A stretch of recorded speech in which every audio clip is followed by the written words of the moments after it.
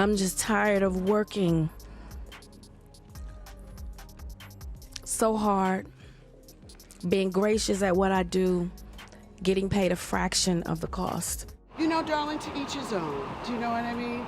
I'm very happy, very blessed, and to each his own. I didn't have that experience, So there's some buzz going around that Taraji P. Henson isn't too happy with Oprah Winfrey, and she's not holding back and letting everyone know. Apparently, she's not just stopping at calling out OPR for lowballing black actresses. Now she's pointing fingers at Vivica Fox for supposedly helping OPR in some shady business with black actors. What's surprising is that Taraji and Vivica have always seemed pretty chummy in the public eye, but it looks like there might be some behind-the-scenes drama. Rumor has it that Taraji is giving Vivica a serious warning for allegedly assisting OPR in what's being described as a steal from black actors. But hold on, what exactly did Vivica do to get Taraji all fired up? That's the million-dollar question right now. People are speculating, gossip is flying, and some even say there might have been a response from Vivica herself. Looks like there's more to this story than meets the eye, and we're all on the edge of our seats waiting to find out what's really going down between these two actresses. Let's get into it. So, OPR Winfrey is back in the spotlight for not-so-great reasons, thanks to some revelations from Taraji P. Henson, one of the leading actresses in the upcoming adaptation of The Color Purple. Taraji didn't hold back, spilling the tea about unfair pay and almost walking away from the project. According to her, it was a real battle for several things, from getting a safe ride with a driver instead of a rental car in Atlanta to just having some grub at rehearsals. Now, the plot thickens because it seems like Vivica A. Fox might be adding her own flavor to the drama. In an interview with TMZ, Vivica expressed sympathy for Taraji's industry struggles, including the issue of unequal pay. However, she dropped a bomb by saying that unequal pay isn't something she's personally experienced. TMZ caught up with Vivica in the busy streets of NYC, where she was juggling autographs and questions from eager photographers. The conversation naturally veered towards the growing chatter about the less-than-ideal working conditions that Taraji and other cast members of The Color Purple supposedly had to endure. So, Vivica is definitely showing some empathy for the situation the Color Purple crew went through, giving props to the ladies for standing up for themselves and each other. She's all about people speaking their truth and getting it out there, acknowledging the importance of advocating for basic privileges during the filming of a major production. But here's the twist. Vivica is making it crystal clear that she's not on the same page as Taraji when it comes to the struggles in the industry. She straight up can't relate to what Taraji's been dealing with, and she's not shy about it either, wrapping up the conversation with a pretty self-assured, "I'm good." It's not exactly throwing shade, but it's definitely a firm stance. you know, darling, to each his own. Do you know what I mean? I'm very happy, very blessed, and to each his own. I didn't have that experience, so I totally understand that, and I love my girls for looking out for each other, but I'm good. Despite the fact that Vivica and Taraji have been buddies in the industry for a hot minute, this response from Viv is coming off a bit on the cool side. It's one of those situations where everyone's got their own experiences, and Vivica seems to be making it clear that hers doesn't align with what Taraji is going through, which is why some people think Taraji is angry with Viv, for not taking her side. Alright, so let's break down the latest drama on the Color Purple front. The remake is in the hands of heavy hitters like Oprah's Harpo Films, Steven Spielberg's Amblin Entertainment, SGS Pictures, and Quincy Jones Productions, the same powerhouses that brought us the 1985 adaptation, with OPR herself rocking the role of Sophia. Fast forward to the new rendition, where Danielle Brooks takes on Sophia. Fantasia steps into the shoes of protagonist Sally Harris, and Taraji owns the stage as Suge Avery. Now here's the kicker. You'd assume that with Taraji, a seasoned pro with more than 2 decades in the game and a trophy case full of awards, fair pay wouldn't be a battle, especially in a flick like The Color Purple, where Oprah's wearing the producer hat. But surprise, surprise, Taraji spilled the tea that OPR didn't exactly go to bat for her or the other leading ladies when it came to the paycheck. According to Taraji, the initial offer was downright disrespectful, and the big shots refused to budge until she laid down the ultimatum of walking away from the whole project. Can you believe it? Taraji, a force to be reckoned with, had to throw down to get what she deserved. And get this, Taraji is over it. She's had enough of the constant hustle for what's rightfully hers. In a recent heart-to-heart with Oprah's BFF, Gayle King, Taraji spilled the beans and hinted that she might just throw in the acting towel for good. Why? because she's straight up tired of the never-ending battle for fair pay. So, Gail tried to keep it light, but Taraji wasn't playing around. The conversation got real when Taraji opened up about the ongoing struggle for fair pay that Black actress, even veterans like herself, still face in the industry. And let me tell you, Gail was squirming a bit because, well, Taraji was there to promote The Color Purple, and this wasn't exactly the feel-good chat they probably had in mind. Gail, doing her best to navigate through the discomfort, kept nodding and repeating that she gets what Taraji is laying down. But Taraji was having none of it. She dropped the bomb that she's seriously considering hitting the brakes on acting altogether. Why? Because she's tired of busting her butt, being all gracious in her craft, and still getting paid peanuts. Taraji spilled, "The math ain't mathing. Every time she smashes through a glass ceiling, it's like she never did it when the paycheck talks come around again." And here's where it got emotional. Taraji broke it down, saying she wants to fight for the up-and-coming actresses, be a voice for the next generation, but she's stuck in a loop of not getting what she deserves herself. It's a frustrating cycle, and you can hear the exhaustion in her voice as she explained, I'm tired. She's not just fighting for herself, she's trying to pave the way for those coming up behind her. I'm just tired of working so hard, being gracious at what I do, getting paid a fraction of the cost. The math ain't mathing. It seems every time I do something and I break another glass ceiling, when it's time to renegotiate, I'm at the bottom again like I never did what I just did, and I'm just tired. And if I can't fight for them coming up behind me, then what am I doing? I'm sorry. Also, Taraji called out the industry's double standard, where they shower you with praise for one project but act like they're broke when it's time for you to cash in. It's a raw and real moment, and it's clear that Taraji is just fed up with the whole game. Even before this recent interview bombshell, fans were picking up on the fact that Taraji didn't seem all that thrilled while promoting The Color Purple. You could practically feel the tension in the air, especially when it came to her interactions with OPR. Something was definitely off, and fans were quick to pick up on the not-so-happy vibes Taraji was giving off.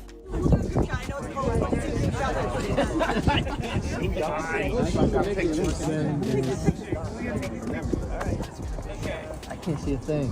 But wait, there's more. On December 19th, Taraji sat down for a deep dive during an hour-long SAG After Foundation Conversations interview. In the midst of discussing her various roles, she dropped another bomb about her experience with the 2008 blockbuster, The Curious Case of Benjamin Button. Now get this, Taraji spilled the tea that she had to throw down and fight for a cool $500,000. And mind you, this is the very movie that snagged her an Oscar nomination for Best Supporting Actress. In her own words, Taraji spilled, "So that's why that Benjamin Button story hit so hard, because all I was asking was for $500,000. She wasn't trying to take anything away from the A-listers like Brad Pitt, Kate Winslet, or Cate Blanchett. Taraji knows they earned their keep and worked hard for it. But dang, you'd think after an Oscar nod, she wouldn't have to pull teeth just to get a fair slice of the pie." So that's why that Benjamin Button story hit so hard, because all I was asking was for $500,000. I wasn't trying to take nothing from Brad Pitt or Kate Winslet, Blanchett. They deserve to earn what they get. Now, the blame game was in full swing after Taraji spilled the beans on her pay struggles, and not everyone was pointing fingers at OPR. Some folks felt like it wasn't really Oprah's gig to micromanage everything. After all, the studio should be on top of that stuff, right? But then enters 50 Cent, dropping knowledge bombs about how a producer can flex some serious muscle in the pay department. Now, 50 Cent, the man behind shows like Ghost Power and BMF, spilled the tea on how he used his producer power to ensure his actors got the pay they deserved. He went straight to the network and went to bat for his crew, making sure they were getting fair compensation. This revelation left some folks scratching their heads because, let's be honest, not everyone was clued in on the behind-the-scenes power play of a producer. Turns out, it's not just the agents making negotiations. Producers can throw down too. So now the big question on people's minds is whether OPR, with all her mogul status, could have pulled some strings to help Taraji secure a fatter paycheck. Did she know what was going down, or was she playing the I didn't know card? So OPR wanted to clear the air about the whole trending thing, where folks were saying she wasn't backing Taraji. Oprah set the record straight, saying, "I heard I was trending yesterday because people are saying that I was not supporting Taraji." She made it known that she's been Taraji's biggest supporter for the film, not just in the behind-the-scenes production, but for everything the cast and crew needed. OPR emphasized that she doesn't control the budget. That's Warner Bros. Territory, and salaries are in the hands of the actors' teams. Because people are saying saying that I was not supporting Taraji. Taraji will tell you herself that I've been the greatest champion of this film. Whenever I heard that there was something that people needed, I'm not in charge of the budget because that's Warner Brothers. Basically, Opier's saying she's not the money wizard when it comes to actors' paychecks. If there's a hiccup with cars, food, or anything else, she'd swoop in to fix it, but the paycheck negotiations are beyond her control. Now, here comes Monique with a different take. In an interview with The Root by James Sanders, Monique and her hubby Sydney weren't buying Oprah's version of the story. They felt OPR wasn't spilling all the beans about her role in the situation. Monique even expressed deep sympathy for Taraji, having seen her emotional breakdown about being underpaid. Monique went the extra mile and tried to reach out to Taraji via Instagram. She said, "I met Taraji years ago. That's a beautiful sister, and that's a beautiful soul. When I saw her on that platform breaking down, that pained me to see her going through that." So, Monique dropped some truth bombs in her interview, breaking down the whole behind-the-scenes saga. She's like, "Okay, let me break it down for you.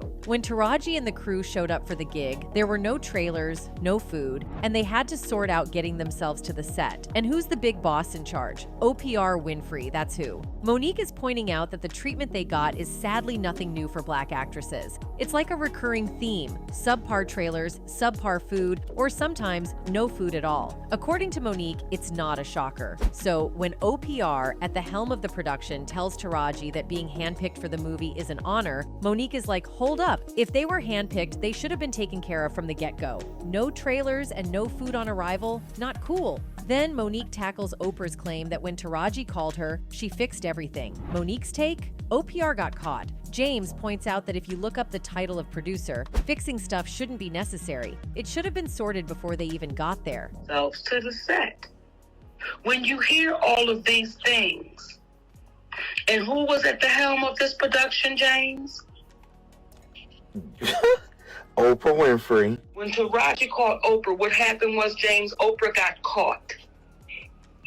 That's what happened. So Monique kept on with the truth talk, pointing out why situations like this can go down. She brought up those videos with OPR and Taraji, highlighting how OPR has spoken out on different occasions, especially when it came to Harvey Weinstein. Monique didn't want to lay it all at Harvey's feet because, as she puts it, we'd miss the silver lining, the real point. She watched those videos where OPR is like, "Didn't I champion for you as soon as you called me up? Didn't I champion for the production?" But Monique's take is a bit different. She believes that Oprah didn't really champion for those Black women, the sisters. In her opinion, what went down was, we can treat them just like we always treat the Black actress. Who's gonna check me, boo? I'm OPR Winfrey. Monique feels that when OPR got the call, she fixed things, but truth be told, everything should have been handled when the sisters walked onto that set. That's the part everyone seems to be missing. Monique is not letting it slide when people say, "Yeah, but it got fixed." She's like, "Nah, we're making it worse by accepting that." James chimes in, pointing out that there are three possibilities. Either OPR is powerful, OPR is not as powerful as we think, or OPR chooses not to use her power to champion for those who need it. What you did was in my humble opinion,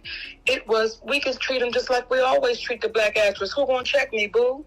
I'm Oprah Winfrey. Now, we know when it comes to OPR, Monique doesn't hold back, and there's a history there. Monique spilled the tea on comedy hype, diving into some pretty intense details. She revisited the time when OPR invited her brother, who had violated her, on her talk show. Monique felt like OPR went all out, exploiting her whole family for the world to see. And that's not all. Monique went on to share her side of the story about feeling blackballed by OPR, Tyler Perry, and Lee Daniels. It all went down because Monique didn't want to jump on the promotion train for the movie Precious. She did the film as a favor for Lee Daniels, pocketing a mere $50,000. Monique figured she'd done her part, but when OPR and Tyler Perry joined the producer squad, they wanted her to hit the promotional trail. Monique, wanting to spend time with her family and feeling like she wasn't getting enough cash for overtime, said a big fat no. She said, "OPR, I'm doing a talk show, I'm doing a comedy tour. I have a husband and I have babies. I have a little bit of downtime and I am going to take advantage of it. So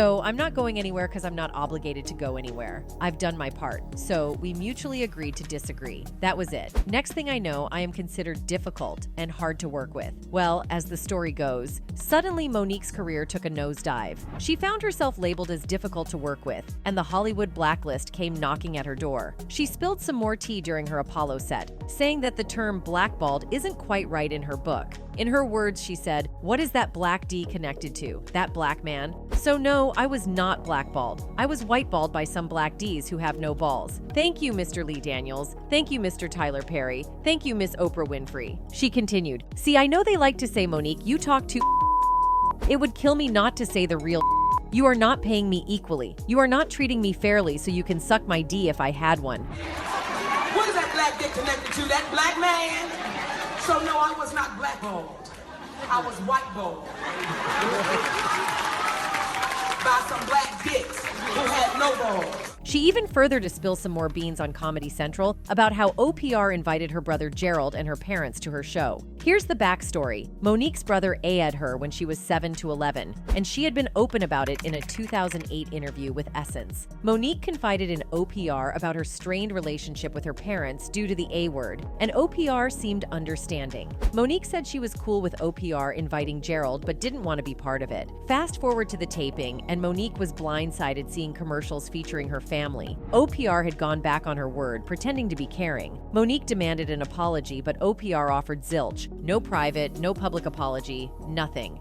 She said, "If you don't want me to have your brother on the show, I will cancel the show. No show will happen.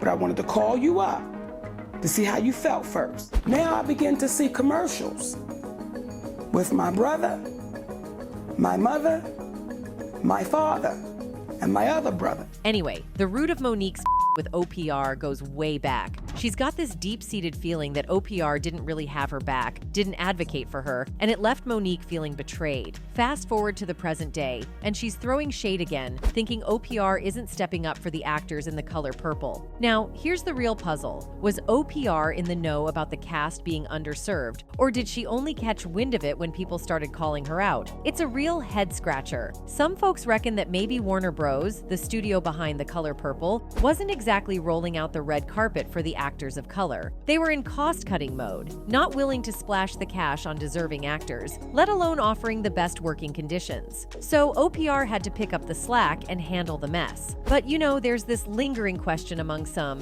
should the studio shoulder more of the blame? Also, Gabrielle Union dropped some truth bombs in a recent interview, shedding light on the struggles Black projects and actors face in Hollywood. According to her, some studios aren't exactly rolling out the red carpet for Black films. They give them the least and try to squeeze out the most. Hollywood, she points out, is pretty segregated when it comes to how they approach films of color. In her own words, Gabrielle said, "No matter how well you do, it's always, you did good for a Black movie this summer." She used the example of Girls Trip, a comedy that dominated but was often labeled as a little Black movie. Even when it outperformed other comedies, the focus was on the fact that it exceeded low expectations. Gabrielle pointed out the industry's tendency to downplay Black films, saying, "Our budgets are normally way less, and we tend to way overachieve."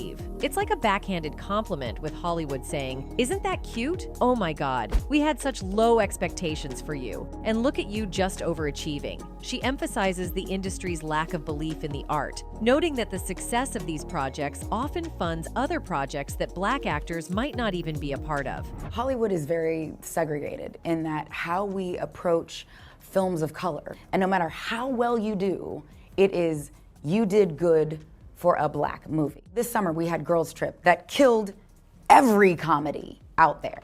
Still, look at this little Black movie go.